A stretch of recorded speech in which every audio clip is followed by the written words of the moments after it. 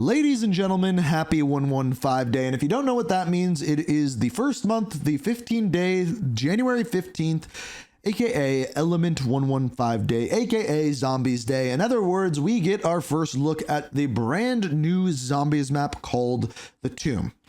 Now, this map is coming out with Season 2, and this is our first look at it right here. Now, there's a bunch of things that we're going to learn about this map throughout this blog post, and I've actually read through this in advance to kind of give you guys the Cole's notes of this blog post, but I am still going to read some of it. Now, first things first, we are going to be having double XP, double weapon XP, double battle pass, double gobble gums from January 15th to the 21st. So that's pretty sweet. Now, it doesn't say in here whether it's just in zombies, so I would assume that it's also in multiplayer in Warzone. But after this is our first look at the Tomb as a whole. So this is the new logo for the new map, and there's a lot that we can learn about it, as well as, once again, some more images of it. So I'm going to read this part and one other paragraph as well, but this is what it says. The Tomb arrives with Season 2. Let's just get it out of the way. We are launching the next Zombies map in less than 2 weeks. Surprise! After the release of Citadel des Morts in Season 1 Reloaded, the Tomb drops at the start of Season 2 on January 28th. In other words, 13 days from now. After surviving the horrific events of Citadel des Morts, Weaver, Gray, Carver, and Maya follow Gabriel Craft's words to a nearby excavation site to secure the Sentinel artifact. Built on the remains of ancient burial grounds with suspected origins dating back to 2500 BCE, these catacombs went undisturbed for centuries until early 1900s, specifically 1908, as you're going to see in a second. And what lies beneath may run deeper than anyone ever imagined. As rumors have it, a British archaeologist by the name of Sir Archibald Fotherington Smythe, might have said that right, conducted an excavation at the site back in 1908 with grand expectations. Although no one can say for sure what became of him, a handful of photographs from his Doom expedition have recently surfaced. So this is the first photograph here. You can see already looks like there's going to be some things for puzzles, as well as this kind of like triangle that you are seeing here, which brings me back to Modern Warfare Zombies, those triangles that we had for the Easter eggs of that. It says here, Marjorie, you would simply not believe this place. Dashed pyramids can go take a jump in a lake. Not woot. Does it say woot? Or not? I'm not sure what that says. Now, this is when we get more information about what this map actually is. We crafted the Tomb to provide an experience similar to Liberty Falls, which I think some people might be disappointed with. By far our most played Zombies map in recent years, featuring tighter play spaces with a focus on replayability, just like Liberty Falls. We are delivering plenty of side Easter eggs and even a reimagined wonder weapon inspired by our past. That's all we will say for now. So clearly some sort of wonder weapon that we have had before in previous Call of Duty game. I don't know which one or what it is, but you're going to see a little bit more about this in a second.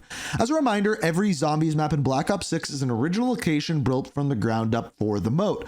But that doesn't mean we can't enjoy a wink and a nod here and there. So I'm not sure what this is a wink and a nod to, but clearly it's inspired by some sort of dig site or something from a previous game, but it's a brand new map. Clearly that's what they're alluding to here. On that note, we are going for something a little more evocative with our Pack-a-Punch camos this time around. So there's going to be new Pack-a-Punch camos from an older game, I'm assuming. And what if we told you that the most iconic SMG in Zombies history was coming along for the ride? Now, here's my question here. I don't know, like, they're specifically saying the most iconic SMG in Zombies history. Now, I'm not sure what that is. There's two that come to mind, the MP40 and the Thompson from World at War. I don't know why that's what I think of right away. Maybe the PPSH. But I don't know what they are going for with that. So if you're entrenched in the Zombies community and you have any idea what they're talking about here, please let me know. This is the second image here. I will say, based off of this image, this map looks really, really dope. It looks like there's a ton of really cool Easter eggs you can open. Again, I really struggle to read what these images actually say. It says this site blithering well doth both baffle and amaze. I suppose I shall have to thank Alistair for more than just the contents of his cellar. Whatever that means. It says, stay tuned for more details and gameplay content coming to the Tomb and Zombies overall in the next week's Season 2 reveal blog. Until then, we'll get into that in a second. So next week, I'm not sure which day, we are getting the reveal blog for Season 2, which will have everything for multiplayer, Warzone, and Zombies. No information for the other 2 modes at this point. We also have music from the Easter egg. So if you're into Kevin Sherwood, that one's for you. Now, they do also mention quality of life improvements for Zombies as well. It says challenge tracking and near completion for Zombies and multiplayer. So the one thing that we do learn about Zombies, manually track up to 10 calling card challenges and 10 camo challenges per mode to easily keep track of challenging progress. Awesome. We had this in Modern Warfare 3. Glad that it's returning. If you have less than 10 calling card challenges or 10 camo challenges tracked, your nearest challenges to completion will be displayed in those slots instead. This should help players discover and identify challenges they are close to completing. I think that's absolutely awesome. The top tracked or near completion calling card challenge or camo challenge and camo challenge both appear in the lobby as well as in-game options menu. Awesome. This is something people were asking from the very beginning because it was in Modern Warfare 3. It is once again returning. Next thing, co-op pause. In matches where everyone is in the same party, the party leader will now be able to pause the game for everyone to regroup on strategy or take a snack break during the high round runs. We know this one has been requested since launch, and we're excited to get this in with Season 2. So awesome. AFK kick loadout recovery. If a player gets kicked for going AFK in a co-op game, now they'll be able to rejoin and restore their loadout. Okay, that's good. Separate HUD presets for Zombies and multiplayer. This is one a lot of people have been asking for. Pretty straightforward here, but you can now choose a different HUD for Zombies than in multiplayer. Right now, you have to pick one between the two or switch between them. That's better. Okay, directed mode stats. Fun fact, as of today, players have put over 480 million hours into Black Ops 6 Zombies. Seriously. Yet despite that frankly staggering statistics, our total main quest completion rate across both Zombies launch maps hadn't cracked 4% before the release of directed mode. Starting on November 14th, that all changed. Our goal from the start for directed mode was simple: grow the Zombies community by guiding new players through the main quest with some guardrails in place so they can experience the storyline and hopefully become a lifelong Zombies fan. Thankfully, the numbers are promising. Since directed mode went live, our average main quest completion rate more than doubled, going from 3.38 on November 14th to 8.2. That's it?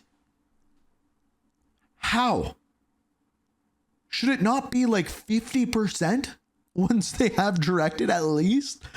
This still means that over 90% of people who've played Zombies haven't completed the main quest yet. So our mission continues, but we are proud on these initial results and excited to welcome many new players in the fold with new features onward and upward. Fun with Pack-a-Punch names. We're not going to go through all of this, but welcome home, Abby. If you don't know, this was that Call of Duty Next. It was like a giant marionette. It looks like they put it into Treyarch, which is pretty cool. And then just celebrating the Zombies community, they put in a bunch of tweets and things like that. So this is great. It's nice to have something positive going on with Call of Duty for once. Let me see.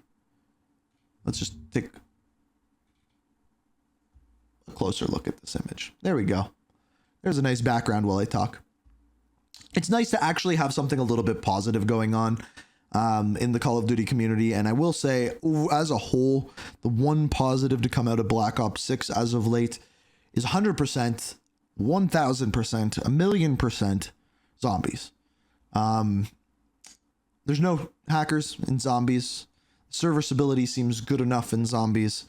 But looking back on it, the rest of the game, the servers, everything else has not been fixed. And I'm waiting till next week now at this point to hear what we have going on with Season 2. And hopefully, something comes of it. Anything comes of it. But as of right now, nothing has. And we're waiting. But the tomb looks cool. It's going to be a smaller map.